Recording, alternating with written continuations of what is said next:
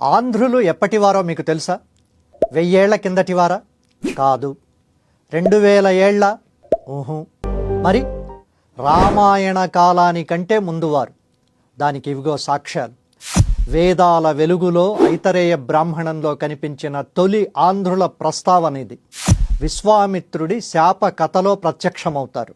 ఆ శ్లోకం ఏంటంటే, ఏ విశ్వామిత్రస్య పుత్రాః ప్రాణా ఆహుః ఆంధ్రాః పుండ్రాః శబరాః పుళిందా మూతిబా ఇతి తాన్ ఉదంతాన్ బహవో భవంతి. దీని అర్థం ఏంటంటే, విశ్వామిత్రుడి కొడుకులు దక్షిణ దిశకు వెళ్ళి అక్కడ ఆంధ్రులుగా, పుండ్రులుగా, పుళిందులుగా మారారని చెబుతోంది ఈ వేదవాక్యం. ఇక రామాయణం కిష్కింధకాండలో ఆంధ్రుల ప్రస్తావన చూద్దాం. దక్షిణ దిశలో సీతమ్మ కోసం వెతకమని చెప్పినప్పుడు సుగ్రీవుడు వానర వీరులకు ఇచ్చిన మార్గ నిర్దేశనంలో ఆంధ్రదేశం స్పష్టంగా ఉంది. ఆ శ్లోకాలివి. తథా వంగాన్ కళింగాంశ్చ కౌశికాంశ్చ సమంతతః అన్వీక్ష దండకారణ్యం సపర్వత నదీగుహం నదీం గోదావరీం చైవ సర్వం ఏవ అనుపశ్యత తథైవ ఆంధ్రాంచ పుండ్రాంచ చోళాన్ పాండ్యాన్ కేరళాన్.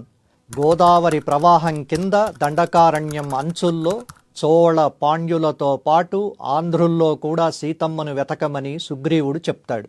ఇక మహాభారతంలో ఆంధ్రులు ఎక్కడున్నారో చూడండి. భీష్మ పర్వంలో దక్షిణ రాజ్యాల జాబితాలో ఆంధ్రులు వీరులుగా కనిపిస్తారు. ఆ శ్లోకం ఇది. ఆంధ్రాంశ్చైవ పుళిందాంశ్చ శబరాంశ్చ నరాధిప పశ్యద్వస్తాన్ మయా రాజన్ దిశం ప్రస్తుం న శక్నయుః.